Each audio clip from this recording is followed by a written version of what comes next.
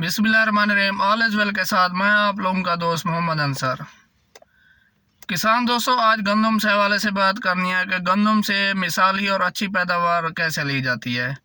दोस्तों, मेरी 3 से 4 वीडियोस और भी हैं, लेकिन ये अभी मैंने एक मौके के मुनासबत देकर वीडियो बनाई है कि क्योंकि अब जो गंदम का जर्मी स्विंग टाइम है, मतलब काश्त करने का टाइम है, शुरू हो गया है। आज 17 अक्टूबर 2022 है।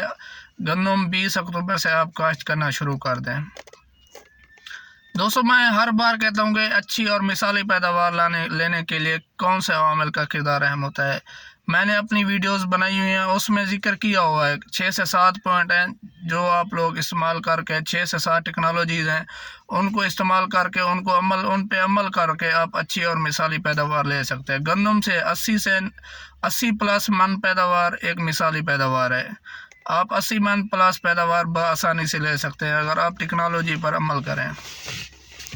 दोस्तों, गंदम की पैदावार लेने के लिए 6 से 7 टेक्नोलॉजीज़ हैं, मैंने जिक्र किया था, लेकिन 3 से 4 टेक्नोलॉजीज़ का टाइम अभी है। शुरू में जो लोग उन पॉइंट्स पे मेहनत नहीं लगाते या सिलेक्शन नहीं करते अच्छी तरह से, फिर आगे जो जितना भी पॉइंट है उनका कोई इतना फ़ायदा नहीं होता।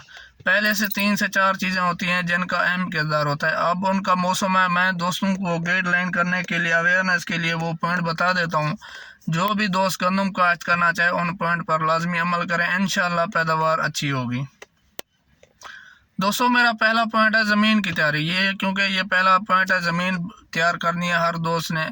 जिनके अपने ट्रैक्टर हैं वो तो अच्छी बना लेते हैं, लेकिन जो किराए पे हल लगवाते हैं वो फसाद करते हैं। लेकिन उनको इसलिए वीडियो बना रहा हूँ, जो दोस्त किराए पे हल लगवाते हैं अपने रकबे में, उनको चाहिए कि वो उनके साथ खड़े होकर एक अच्छी ज़मीन तैयार करवा लें। दोस्तों, मेरा पहला पॉइंट था ज़मीन की तैयारी। दोस्तों, ज़मीन की तैयारी में 2 अहम किरदार होते हैं। एक होता है हल लगाना, दूसरा होता है ज़मीन की लेवलिंग कैसी है। दोस्तों, हल आप लोगों ने ऐसे गहरे लगाने हैं कि पूरा 1 साल जो आपकी ज़मीन है वो बिल्कुल नरम रहे। दूसरा मेरा पॉइंट है कि ज़मीन का जो बैलेंस है, लेवल है, वो इंतहाई ज़रूरी है अच्छी पैदावार लेने के लिए। मेरा पहला पॉइंट था ज़मीन की तैयारी। ज़मीन की तैयारी में 2 पॉइंट आते हैं। एक पॉइंट है कि अच्छे और गहरे हल लगवाएं। दूसरा मेरा पॉइंट है ज़मीन की लेवल इंतहाई ज़रूरी है। ज़मीन जिस किसान दोस्त की ज़मीन लेवल नहीं है, वो ज़मीन की लेवल करवा ले, और ये पैदावार लेने के लिए अहम ज़रूरी है। दोस्तों, मेरा दूसरा पॉइंट है बीज, वैरायटी कौन सी काश्त करनी चाहिए। दोस्तों, सारी वैरायटी अच्छी होती हैं। मैं 6 से 7 वैरायटी का नाम ले लेता हूँ, जिसमें गाजी 2019, अकबर 2019, फैसलाबाद, अब्दुल सत्तार, दिलकश, फ़ख्र बखर सटार, अरूज हो गया, उजाला हो गया। मतलब वैरायटीज़ सब ये सारी अच्छी वैरायटीज़ हैं, लेकिन ये वैरायटीज़ हर रकबे पर कामयाब नहीं होती। आप वो वैरायटी काश्त करें जो आपके रकबे पर कामयाब है। कामयाब वैरायटी का आपको अंदाज़ा ऐसे लग सकता है, या तो आपका जो करीबी हमसाया है जिसने पिछले साल काश्त की हुई है, वो या तो आप हमसाया की गंदम देख लें कि उसका रकबा आपका रकबा क्योंकि मिलता जुलता होगा। अगर उसकी पैदावार अच्छी है तो उससे वैरायटी पूछ कर आप वो वैरायटी काश्त कर सकते हैं। या फिर दोस्तों, आप ऐसा कर लें, अपने इलाके में मतलब हर साल नई वैरायटीज़ तो आती हैं, पुरानी भी काश्त होती हैं, नए भी लोग काश्त करते हैं। जो आपके इलाके में सबसे अच्छी पैदावार दे रही है वो वैरायटी आप लोगों के लिए बहुत इंतहाई ज़रूरी है, आप वही वैरायटी काश्त करें। या फिर ऐसा करें कि 3 से 4 साल आप पीछे अपनी काश्त, हर साल तो गंदम करते हैं, आप देख लेंगे 4 साल में किस वैरायटी ने मुझे अच्छी पैदावार दी है, आप वो वैरायटी सेलेक्ट कर लें। 2 चीज़ें होंगी। पहला मेरा पॉइंट था ज़मीन की तैयारी, दूसरा था ये वैरायटी के हवाले से। अब दोस्तों, मेरा तीसरा पॉइंट है खाद के हवाले से। अब खाद कौन सी इस्तेमाल की जाए।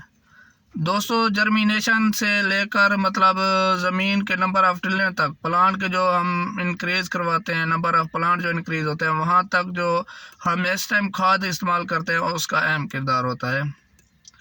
दोस्तों, अब तो डीएपी महंगी है। आप लोग 1 बोरी डीएपी, 2 बोरी डीएपी फी एकड़ में तो नहीं डाल सकते, लेकिन मेरा मशवरा ये है कि 1 बोरी डीएपी फास्फोरस खाद ज़मीन की तैयारी में इस्तेमाल ज़रूरी करें, और इसके बाद आप बाकी खादों का जो मैनेजमेंट है वो बाद में। अब शुरू में जो, क्योंकि आप लोगों ने फास्फोरस खाद का इस्तेमाल इंतहाई ज़रूरी करना है।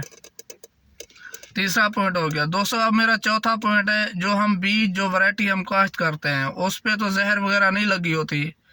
आजकल जो हमारी फसलों में ज़्यादातर अटैक आ रहा है, पैथोजन का अटैक आ रहा है, जैसा कि फंगस हो गया, वायरस हो गया, बैक्टीरिया हो गया, नीमाटोड्स हो गए, दीमक हो गई।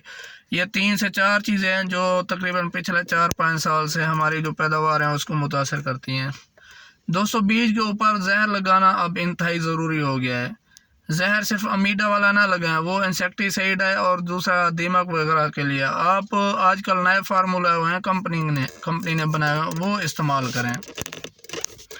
जैसे कि बायर के पास ह्यूमरे है मेरे ख्याल में, और एक सेबान ग्रुप ने बनाया हुआ है एंजे गोल्ड के नाम पर, उसमें अमीडा क्लोप्राइड जमा डाइफिनाकनाजोल है मेरे ख्याल में, ये मिक्सचर है। ये जो है ये आप करनाल बंट जैसे हो गया, लूज समट जिसे हम कंगियारी कहते हैं, सिट्टा निकलने के फ़ौरन बाद ही सिट्टा काला हो जाता है, ये एक फंगस है। ये सीड ट्रीटमेंट के ज़रिए इसका कंट्रोल किया जा सकता है।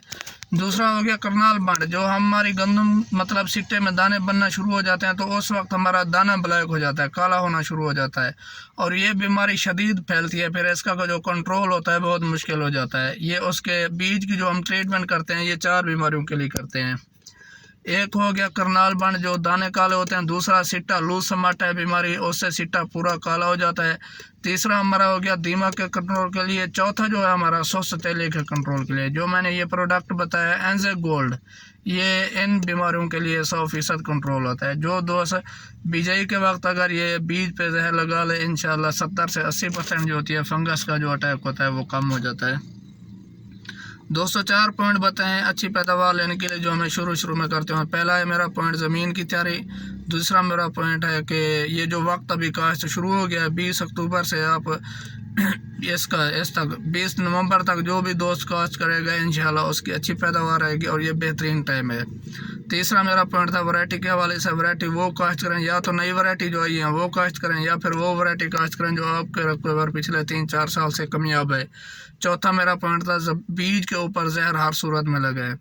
हमारी जो पैदावार होती है ज़्यादातर मुतासर होती है बीमारी की वजह से। बीमारी हमारी गंदों पे लगती है सिर्फ फंगस जो होती है ये एक तो बीज के ज़रिए फैलती है, दूसरी हवा के ज़रिए फैलती है, तीसरा जो है पानी या ज़मीन के ज़रिए फैलती है। जो बीज के ज़रिए फैलती है लूज समाट होती है, करनाल बंट होती है, जिसकी वजह से जो हमारा सिट्टा एक तो पूरा काला हो जाता है, दूसरी जो बीमारी है उससे दूसरी बीमारी है उसमें यह है कि सिट्टे के अंदर जो दाने होते हैं वो काले होने शुरू हो जाते हैं और इसका इलाज उस वक्त बिल्कुल नामुमकिन होता है। जितना भी आप स्प्रे कर लें बिल्कुल इलाज पॉसिबल नहीं होता। बीज के ऊपर जहर हर सूरत में लगाएं। अगर आपने अच्छी और मिसाली पैदावार लेनी है तो बीज के ऊपर जहर हर सूरत में लगाएं। ये 4 पॉइंट हैं, इंशाल्लाह जो भी दोस्त इस पे अमल करेगा गारंटी देता हूँ कि अच्छी पैदावार लेगा। थैंक यू वेरी मच, आपका दोस्त मोहम्मद अंसर। कोई भी चीज़ मुझसे मिस्टेक हो गई हो तो कमेंट में आप लिख सकते हैं। ठीक है सर, थैंक यू।